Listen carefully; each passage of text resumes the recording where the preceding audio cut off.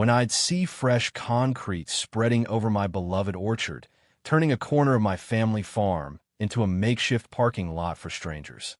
But here I am, watching in disbelief. Before I tell you how I turned the tables on the Homeowners Association, HOA, responsible for this mess, and how I ended up buying them out, do me a favor. Keep reading. You won't want to miss the details of my plan or the twists and turns I took to reclaim my land. I inherited this farm from my grandfather. He was a stern but kind man who believed in the dignity of labor and the sanctity of the soil. We used to walk among the apple trees at dawn, checking for pests and dehydration. Often, I'd stumble onto a half-hidden nest of baby birds or a trail of deer prints.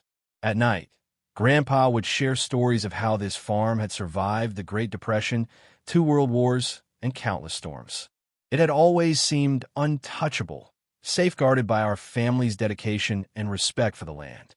Over time, as cities expanded, developers started gobbling up nearby properties.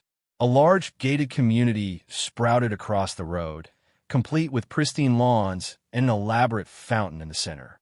Soon after, the HOA was formed to regulate and manage that neighborhood. At first, they left me alone. I wasn't part of their planned community. My grandfather had always refused to sell. And since my property remained zoned as agricultural land, they had no reason, or so I thought, to bother me. My interactions with the people in that community were polite, but minimal. I'd wave to joggers in the morning and occasionally chat with a friendly dog walker near the fence. There was an unspoken understanding. They kept to their well-tended sidewalks, and I maintained my boundary fences, barns, and apple trees. It wasn't hostility. It was simply different lifestyles coexisting side by side. Everything changed after old Mr. Thompson, the original developer, passed away. Rumor had it that a new, more aggressive management company took over. I didn't pay much attention, but I began noticing some changes. More signs dictating HOA rules, extra fees being tacked onto people's statements, so I heard from neighbors, and a brand new neighborhood council that started throwing its weight around. The placid folks who once walked their dogs on leashes now seemed perpetually stressed, exchanging anxious glances during their morning routines. Late one afternoon, I spotted 3 people in suits standing at the edge of my orchard. They had clipboards, snapped photos with their phones, and spoke in hushed tones.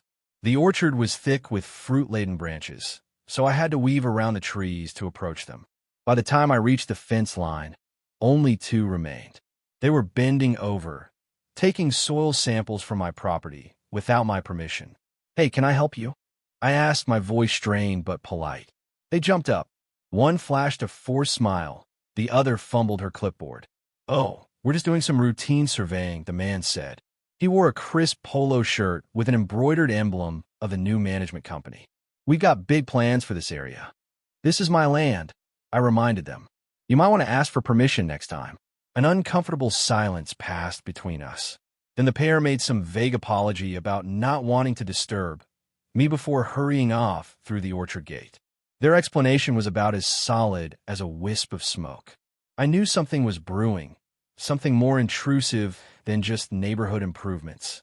The following week, an official-looking letter appeared in my mailbox. It had the HOA's logo on it and was addressed to me, though my property wasn't under their jurisdiction. Or so I had always believed. Inside, I found an elaborate set of documents stating the HOA had acquired a special permit to develop a shared-use space that would benefit the entire community, including me, if I so chose to participate. I nearly choked on my coffee when I read their pitch to convert a portion of my orchard into enhanced parking for local recreational activities. My orchard was not for sale. It never had been, and I had no intention of it ever being so. Yet these documents suggested a done deal. There was talk of the imminent improvement project, expected to break ground in a month. The letter referenced a complicated legal clause from decades ago, something about shared easements put in place by the original developer. My pulse quickened as I flipped through pages of legal jargon, trying to make sense of it all. It felt as if I'd stepped into a bizarre, alternate reality. I had always assumed the orchard was protected by its long-standing agricultural status.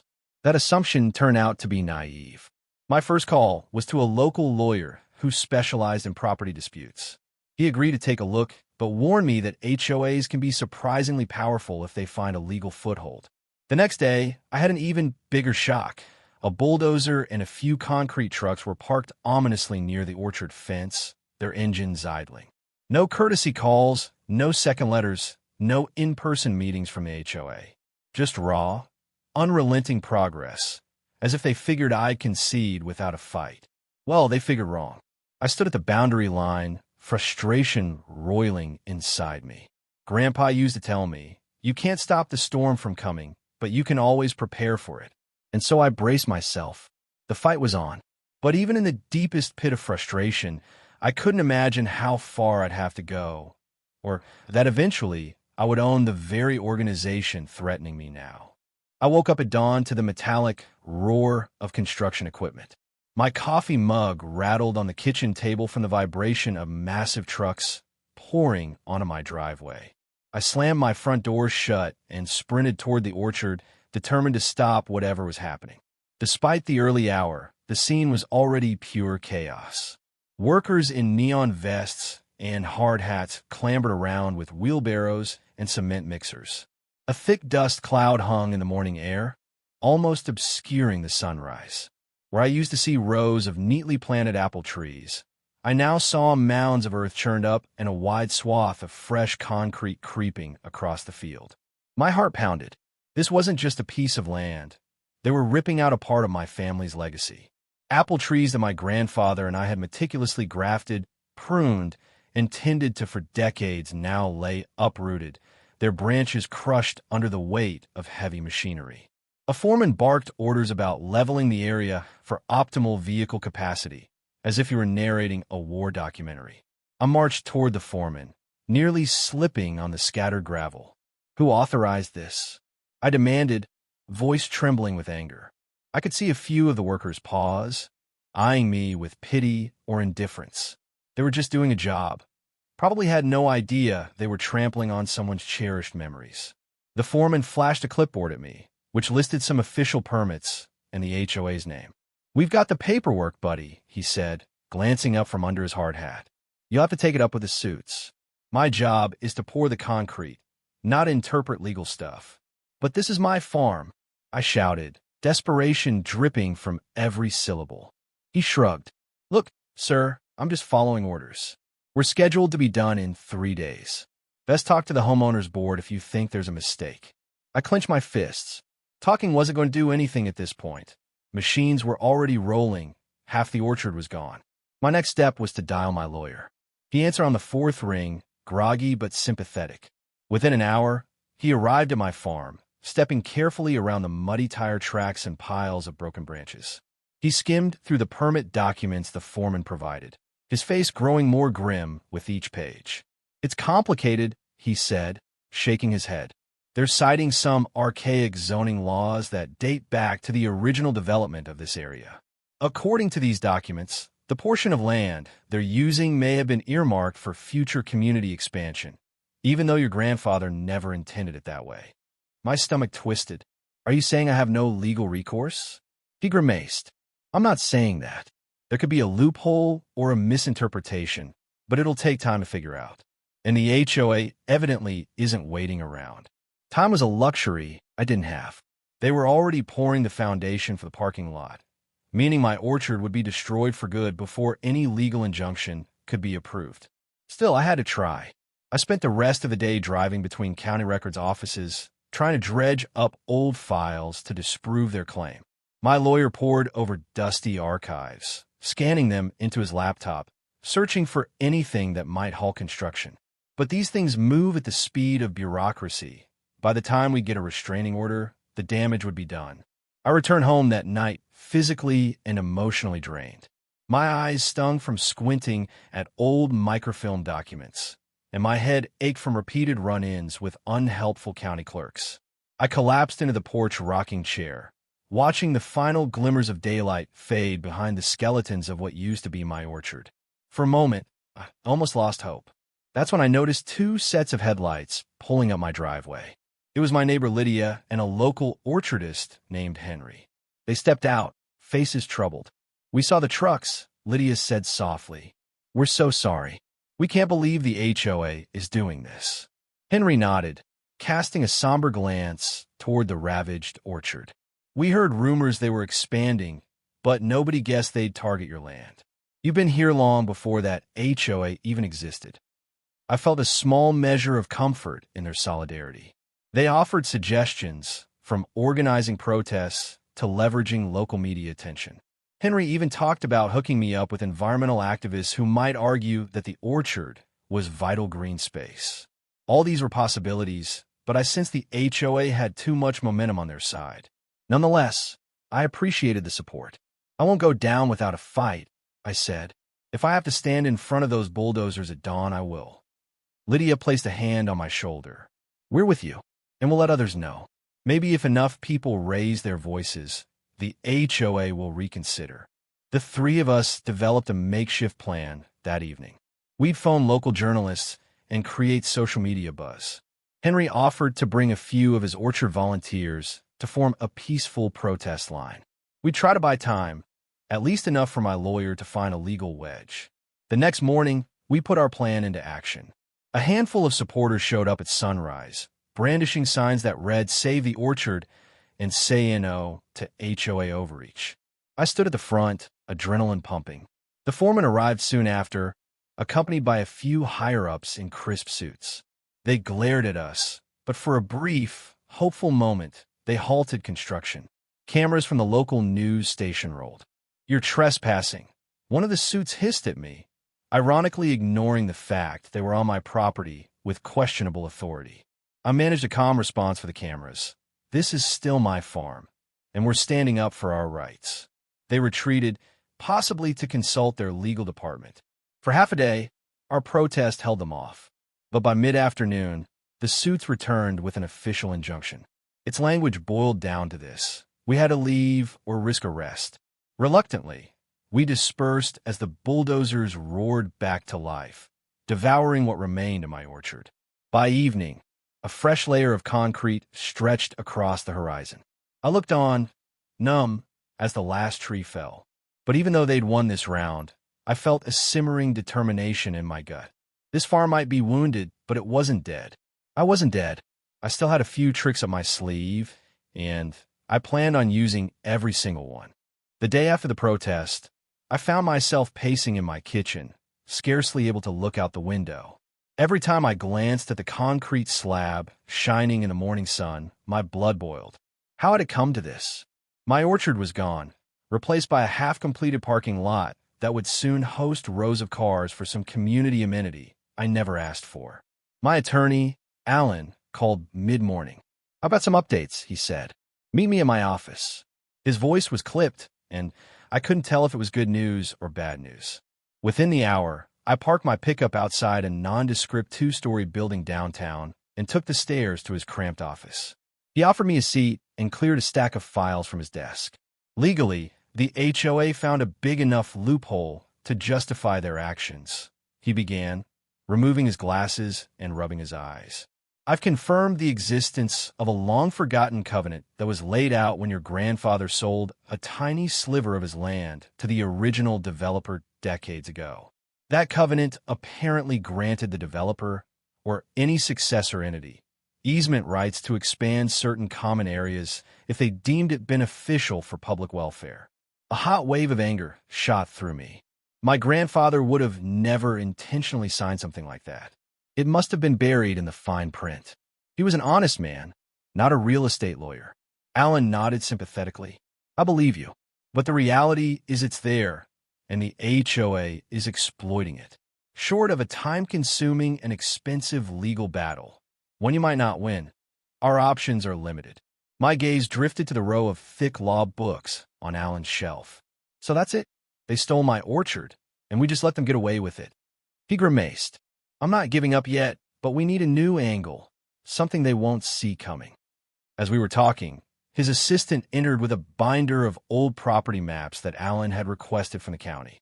He flipped to a page that showed a detailed layout of my land and the adjacent properties. The lines and markings looked like a labyrinth, but Alan pointed out a small portion to the northeast, a rectangular patch that extended beyond the orchard area. "What's that?" I asked, leaning forward. "That," he said, "is a chunk of undeveloped property your grandfather purchased right before he passed away. It's currently landlocked. No direct road access, no utility lines.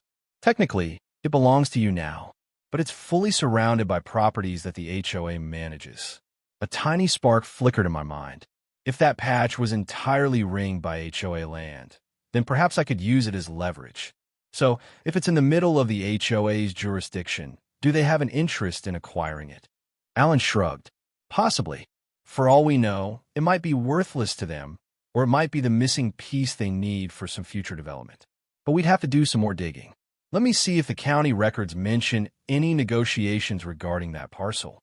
I left Alan's office with a complicated mix of emotions: anger, frustration, but also a glimmer of hope. Over the next several days, I threw myself into research. Lydia and Henry helped me track down neighbors who had battled the HOA in the past. One neighbor, a retired banker named Walt, provided me with interesting intel. The HOA had been hemorrhaging money recently due to mismanagement. Walt once sat on the finance committee, and though he'd resigned in disgust, he still had copies of meeting minutes. Apparently, the new management company had jacked up HOA fees, causing a flurry of disputes and late payments. The fancy fountain in the gated community cost a fortune to maintain. A couple of pricey lawsuits over land disputes had also drained their coffers. The more I read, the clearer it became that the HOA was not the monolithic powerhouse I'd assumed. They were precariously balanced, relying on membership dues and a few large investments to stay afloat. By the time I finished combing through Walt's documents, a bold idea sprouted in my mind. The notion was almost too wild to consider. What if, instead of trying to beat the HOA in court, I targeted them from the inside? If they were financially vulnerable, could I somehow buy enough influence, or even buy them out entirely? The thought made my hands tremble, both in excitement and trepidation. Of course, I had no idea how to run a homeowners association, let alone orchestrate a takeover. But the idea wouldn't let go of me. The next day, I revisited my father's old journals, stored in the attic, and found references to a modest inheritance he'd left me. My father had diversified into some local businesses that apparently did well. The sums weren't astronomical, but they weren't chump change either. Combined with the farmland's value, I might just have the resources to attempt something radical. The problem was I didn't know how the HOA was structured. Were they publicly traded? Most are not. Did they have a board of directors reliant on membership votes? Yes, typically. Could I buy enough homes in the community to gain a controlling interest in the HOA board decisions? That sounded insane. But the more I thought about it, the more feasible it seemed if the current owners were disgruntled enough. If the HOA was truly in debt, they might jump at a buyout offer that freed them from special assessments and ballooning maintenance fees. I explained my wild plan to Lydia and Henry over coffee one evening. Henry's eyebrows nearly shot off his forehead. "You want to buy the HOA? That's something I've never heard before." Lydia, more cautious, sipped her tea. HOAs are usually non-profit corporations. You can't just purchase them like a store. But if you gained enough voting power by acquiring properties or forging alliances with existing homeowners, you could effectively control the board. Despite the uncertainties, the idea didn't sound any more far-fetched than trying to reverse a permit that was already set in stone, literally. If I could sway the HOA's direction from within, maybe I could undo the parking lot or at least reclaim my orchard space. That night, I lay awake, mind whirling with half-formed strategies.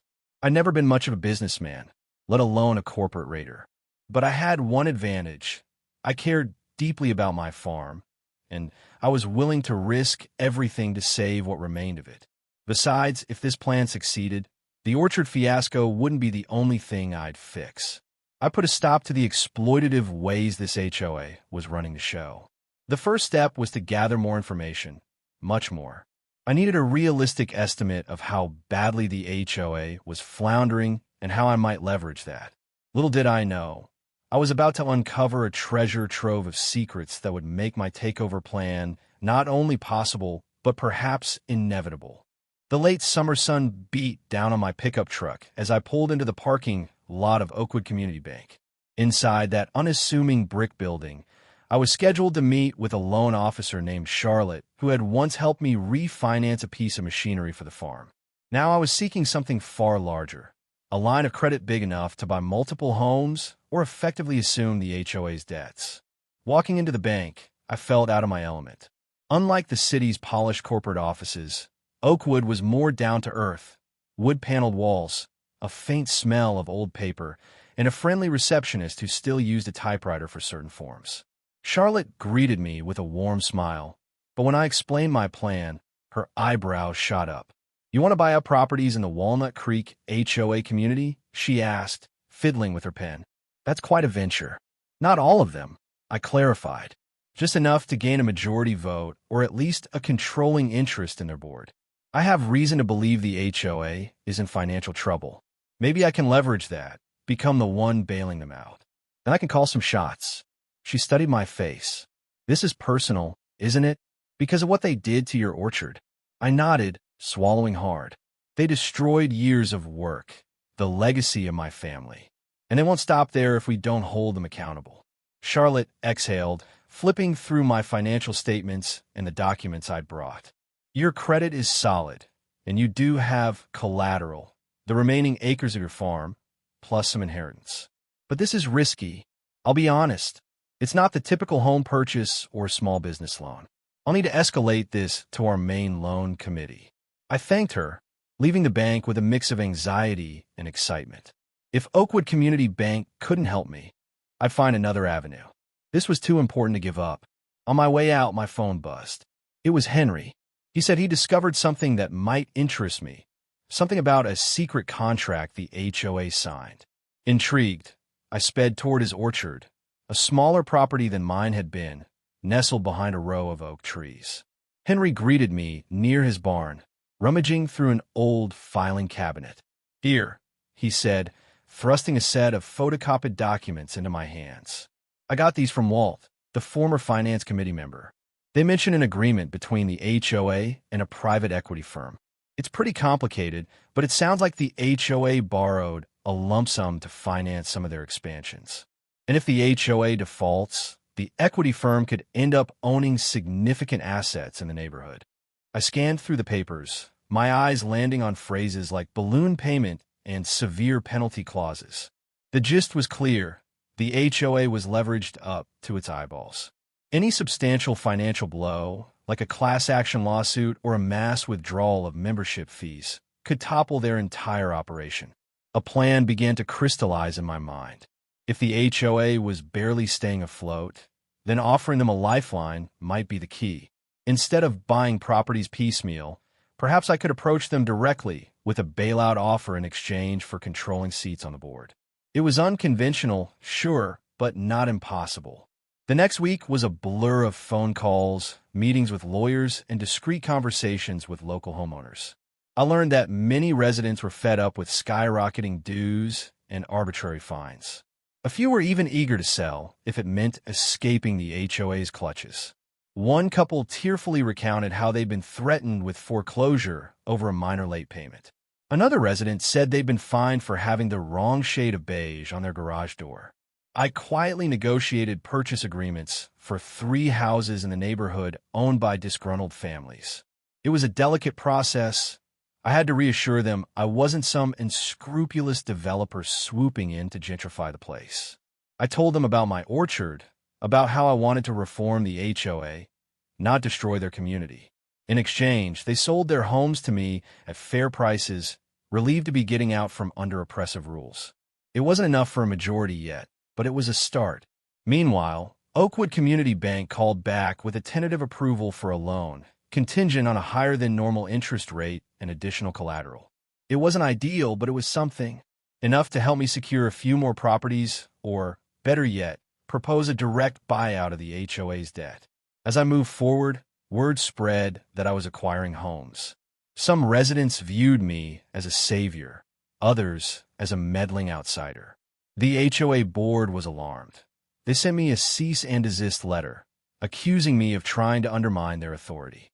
Ironically, that only emboldened me. Their fear meant my plan was working.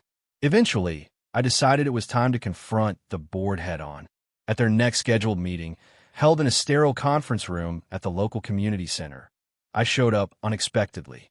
Lydia and Henry accompanied me, each carrying a neat folder of documents we'd compiled. The board members, a group of 5, looked visibly uncomfortable as we entered. They recognized me from the orchard standoff and from the new real estate transactions.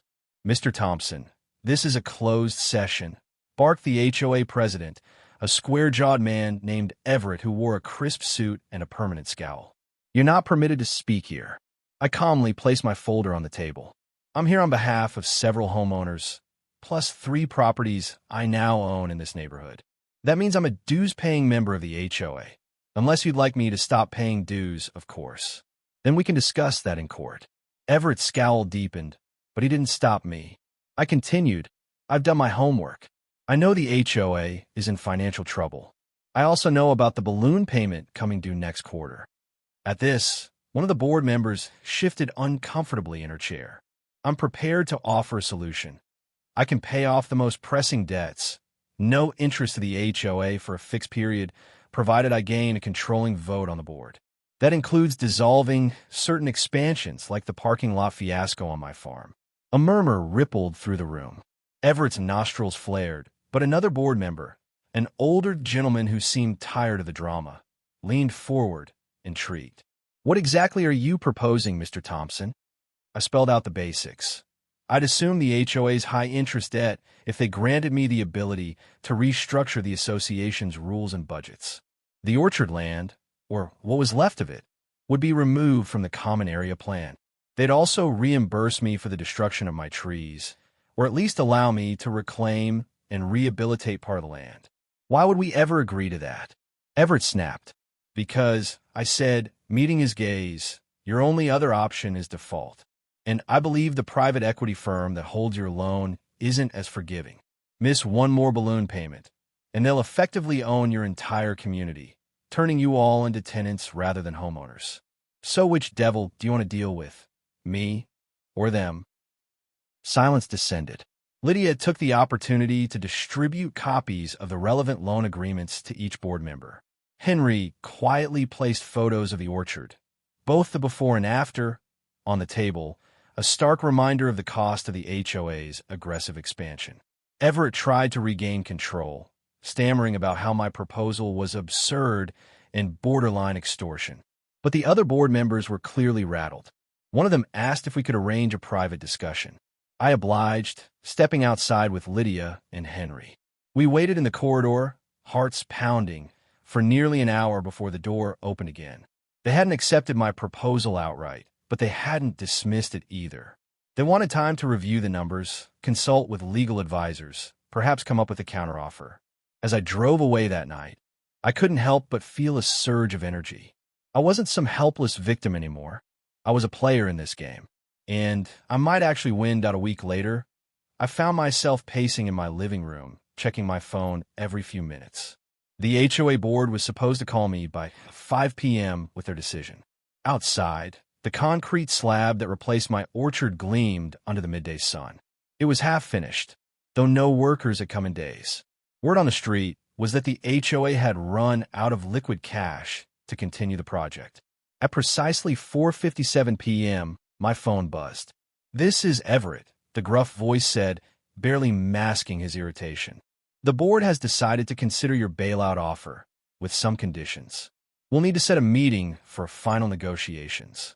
We agreed to meet at Oakwood Community Bank, where Charlotte's office would provide neutral territory. 2 days later, we gathered around a polished wooden table beneath fluorescent lights.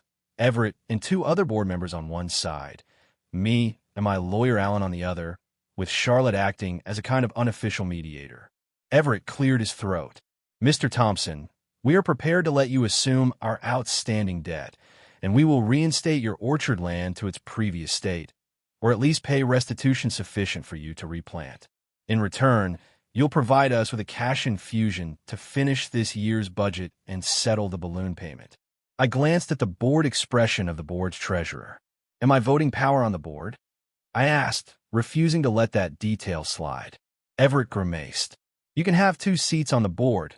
One for you, one for a representative you choose. That's not a majority, but it's a start. Alan leaned forward. We need a majority, or at least a guaranteed casting vote. How else can my client ensure the orchard fiasco doesn't happen again? The treasurer coughed. That's the best we can offer without calling an official membership vote. Alan and I exchanged glances. A membership vote would be a drawn-out process with an uncertain outcome. If the board's plan was to stall until we lost momentum, they'd probably succeed. But I had another card to play, the properties I already owned within the community. With each property, I had a membership share and a vote. Combined with the proxies from some residents who supported me, I was inching closer to having a functional voting bloc. I think we're done here, I said quietly, standing up. If you want to keep dancing around this, that's your choice. But the bank's not going to wait forever, and neither is that private equity firm. Charlotte watched in tense silence as I gathered my documents. Everett's face turned red. Wait, he snapped. Let's not be hasty. We can negotiate. I paused, turning back toward the table. Negotiation goes both ways, Everett. And right now, you're not giving me enough to justify bailing you out. He glared, but one of the other board members, a woman named Linda, who had barely spoken, suddenly spoke up. What if we grant him the position of vice president with a tie-breaking vote? If the board is split, his vote decides the outcome. There was a beat of silence, and Everett's jaw clenched, but the treasurer nodded slowly. That might work. We'd still have some control, but he'd have enough authority to protect his interests. Alan tapped his pen on the table. We'll need to see that in writing, plus the orchard restitution clause, plus oversight of future development projects that could impact Mr. Thompson's farm. Everett closed his eyes for a moment, likely seeing no better alternative. Fine, he said at last. We'll draft an agreement for review. Within another hour of hashing out details, we had the bones of a deal. I would pay off the HOA's balloon payment and assume their high-interest debt. In exchange, I'd receive a position on the board as vice president with a tie-breaking vote. I'd also get formal restitution for the destroyed orchard section, and any future development plans that might affect my farmland would require my explicit written approval. It wasn't a clean, total takeover, but it was a strategic foothold. More importantly, it offered immediate protection from any new land grab schemes. After we signed a preliminary agreement, everyone leaned back, letting out a collective sigh of relief or resignation, depending on which side of the table they were on. Over the next month, the arrangement began to take shape. I transferred the agreed-upon funds to cover the HOA's debts, preventing their default. In parallel, Alan helped me register my new board position with the county, making it official. The private equity firm looming over the HOA was quietly paid off, much to their disappointment, I'm sure. And just like that, the Walnut Creek HOA belonged, at least partly, to me. With my new authority, I halted the construction of the parking lot on my property. My orchard might take years to restore, but the raw, soulless slab of concrete would soon be removed. I earmarked restitution funds to replant new apple saplings, and Henry volunteered his expertise to help me nurse them into maturity. A local environmental group even offered to pitch in, thrilled to see farmland preserved rather than commercialized. Meanwhile, within the HOA itself, I started pushing through reforms. No more draconian fines for trivial infractions. Reasonable budgets for landscaping rather than ornamental waterfalls. A more transparent board that listened, truly listened, to homeowner concerns. Lydia joined me as my appointed representative, using her knack for organizing and empathy to smooth ruffled feathers. Slowly but surely, the atmosphere in the community began to shift from hostility to cautious optimism. Not everyone was happy. A few board members clung to their old ways, and some homeowners resented me for buying my way to power. But as the months passed and the HOA's finances stabilized without extra fee hikes, even skeptics softened. People like Walt, who had once felt powerless against the HOA, applauded the new direction. And the farm? After the concrete was ripped up and hauled away, I stepped onto the soil that had been buried beneath. It felt like stepping back into a memory, one filled with Grandpa's voice urging me not to give up. One crisp fall morning, I stood on the edge of the orchard site, gazing at neat rows of infant saplings.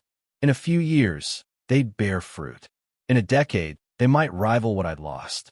By then, I'd have more time to ensure no one ever tried to seize them again. The newly revived farmland glowed under the autumn sun, and I felt a sense of completion, though the journey had been anything but smooth. Lydia approached, a small grin on her face. "You did it," she said quietly. "You actually bought out the HOA, or at least enough of it to make a difference." I inhaled the cool air, letting it fill my lungs with promise. "I guess I did. Funny how life works. I never thought I'd become a vice president of an HOA just to protect my own land." She laughed softly, and I joined in. In the distance, a few neighbors walked by, offering friendly waves, people who once might have seen me as the outsider. Now we shared a common vision of a balanced community, one where farmland and modern living could coexist without one swallowing the other. I thought of my grandfather, how he'd stand on this porch and survey the orchard with unshakable faith that tomorrow would be better than today. Even when the storms came, he refused to bow. And now, somehow, that same determination had led me here to the improbable position of reshaping an entire neighborhood's destiny. Yes, the orchard had suffered a terrible blow, but in the end, that loss had sown the seeds of a victory far bigger than I'd ever anticipated. As I looked out at the young apple trees, I felt that old stirring in my heart, like Grandpa's spirit still walked among them, urging me forward. And so this chapter of my life closes much like it began, with farmland at my feet and hope in my heart. Except now, I stand not as a naive farmer against a faceless bureaucracy, but as someone who learned to play their game and then change the rules. The end.